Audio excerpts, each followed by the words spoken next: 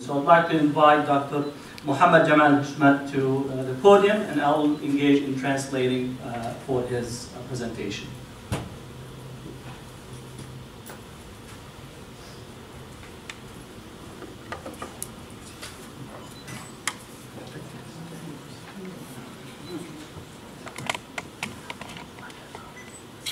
تحياتنا هي السلام عليكم.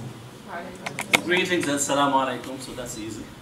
My name is Dr. Jamal Hashmat, Professor of Medicine at Alexandria University, member on the Egyptian Parliament since the year 2000, and member of High Committee of FG Party.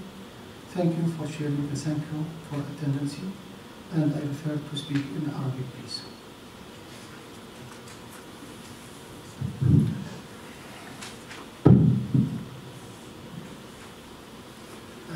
بداية أشكر جامعة بركلي، جامعة الثوار والأحرار في أمريكا، وكل المراكز المتخصصة التي شاركت في دعوتنا إلى هذا اللقاء. First thing, he would like to thank the University of Berkeley for the invitation and a center or a board of liberation and struggle, and he also thanks all those who are freedom-loving that are coming and listening to his presentation.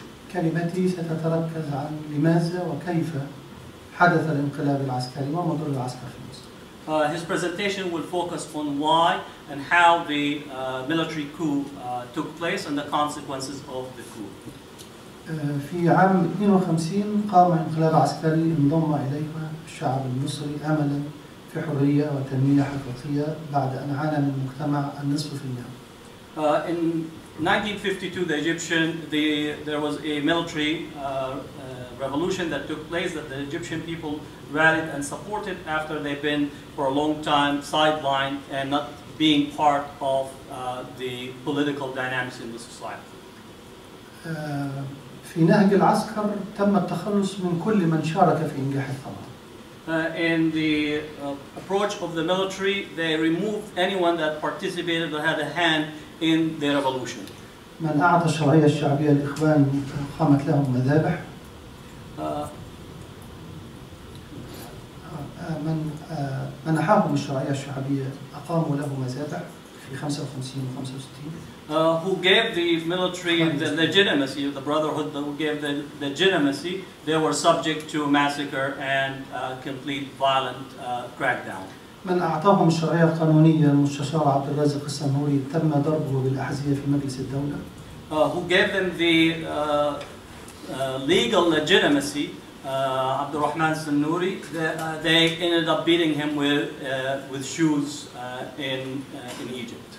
من قدمهم إلى المجتمع الدولي تم حبسه الفريق محمد نجيب لمدة 20 سنة في فيلا وحده دون أسرته.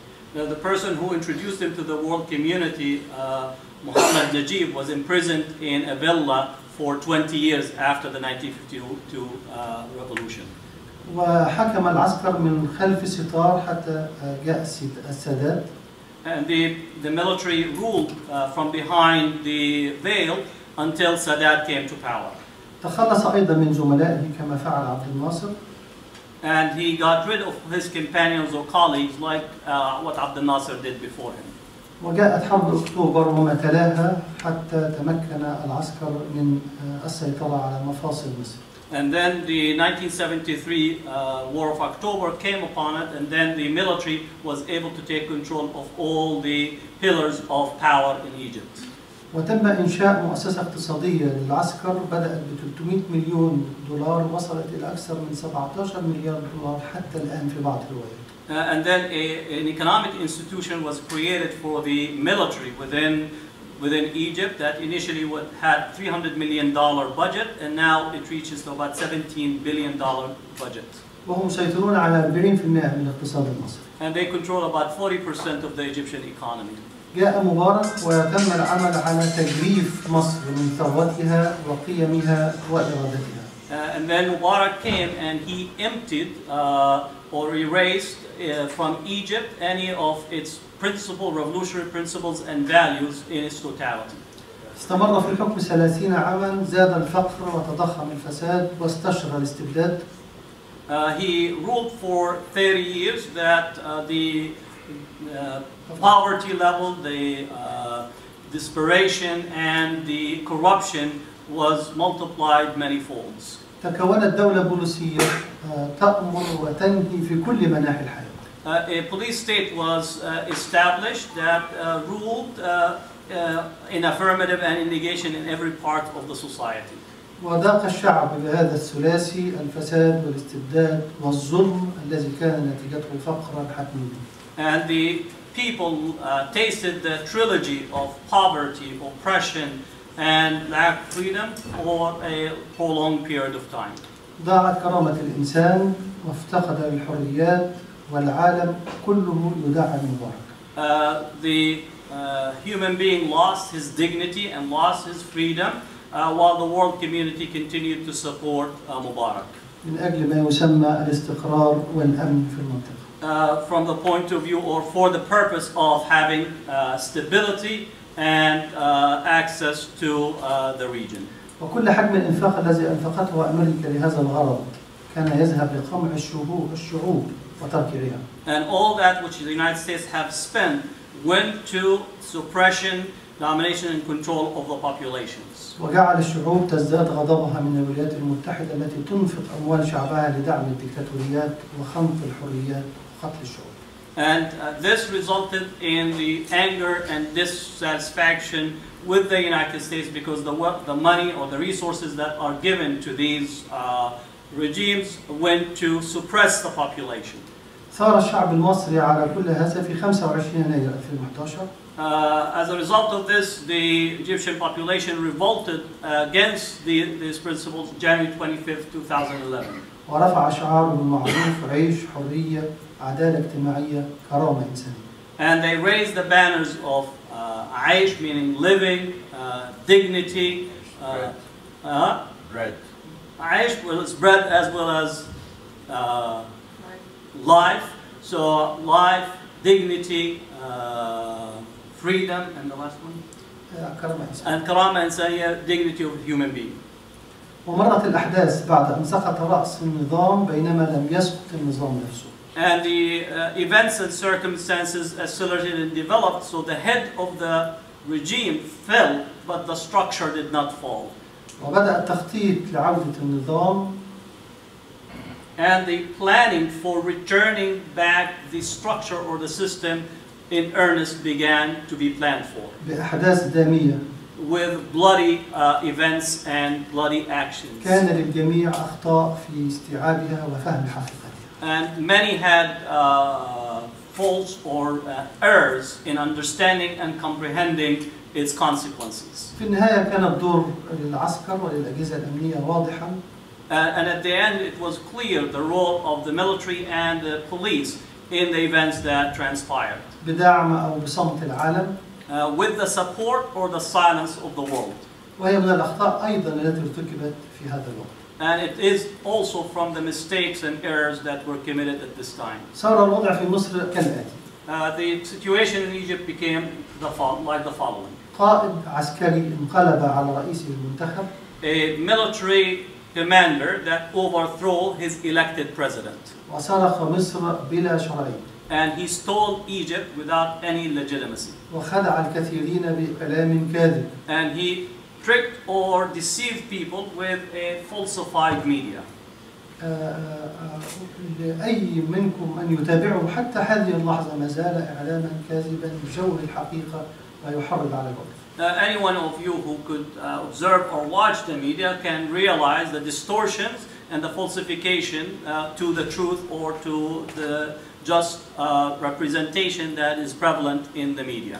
وآلة عسكرية لأول مرة تقتل في شعبها في شوارع وميادين مصر. And it is for the first time that a military machine is killing its own people in the streets and the alleyways of Egypt. وهو ما أدانته مؤسسات حقوقية عالمية. And it is what was condemned by international human rights agencies and international respectable bodies. واعتبر هذا جريمة في حق الإنسانية وجريمة إبادة جماعية. This was considered as a crime against humanity and a crime of genocide. فعلوا ذلك تحت مسمى مكافحة الإرهاب. And they have undertaken this action under the rubric of fighting or resisting terrorism. ليصور نفسه للعالم أنه حمى مصر وكان مدافعا عن حقوق الإنسان وهو منتهكا. To project himself as the one who is defending human rights and protecting Egypt, even though that the rights and the standings of people were completely violated. كأنه دافع عن الديمقراطية بينما هو الذي انقلب عليها. To appear that he is defending democracy while he is actually overthrew democratic process. عن الحريات وهو الذي عصف بها. On freedoms, and he is the one that completely wiped it out like a wind in relations to the country. بل نقول أنه هو من يدعم الإرهاب في المنطقة. Now we can actually assert that he is the one that is supporting terrorism in the region. بعنفه وقتله المتظاهرين السلميين طوال عام ونصف. With his violence and his crackdown of the peaceful protesters over the past, from the time of the revolution till now. تحرك العالم ل 22 أوكرانيا قتلوا بينما لم يتحرك ل 4000 قتلوا في 6 ساعات. The world public opinion, the world opinion or leadership have mobilized for the death of 22 in Ukraine, but they have not mobilized nor responded to the killing of 4,000 in Egypt. هذه المظاهرات السلمية في مصر. These are the peaceful protests in Egypt. هذه محرقة. This is the burning of people. هؤلاء هم شباب مصر. These are the young or youth of Egypt. هؤلاء هم الشهداء وهذه قوائم الأسماء. These are the martyrs and these are the names of those who were martyrs.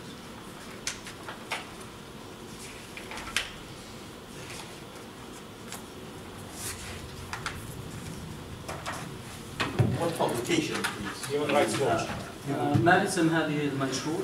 Human Rights Watch. Human Rights. This is the publication from Human Rights Watch, so you could access it online. It's available as a report on what took place and transpired in Egypt.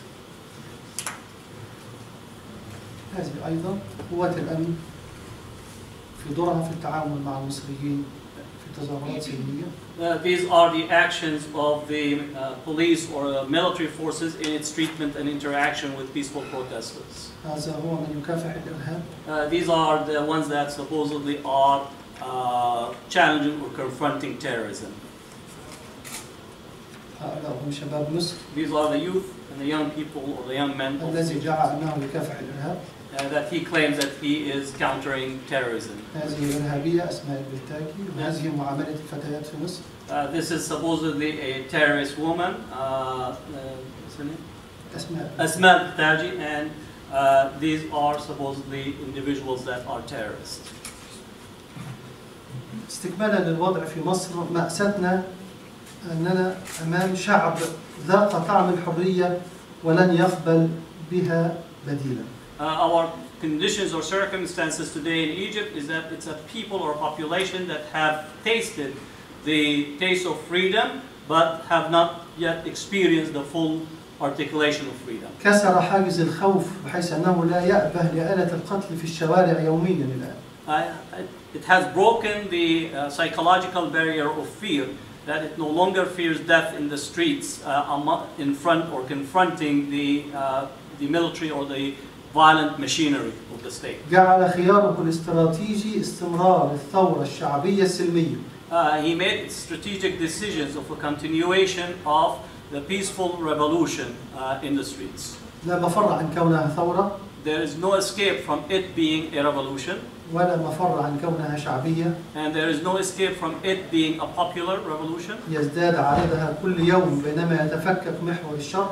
Its numbers increases on a daily basis while the evil networking is breaking down. بعد أن عرف حقيقة ما تم من خداع وخيانة.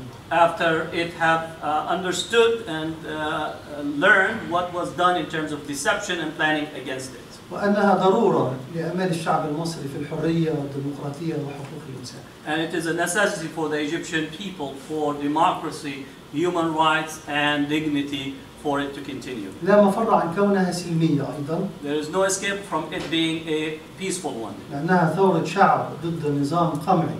because it is a revolution of a people against an oppressive regime. خان الشرعية وخان الوطن.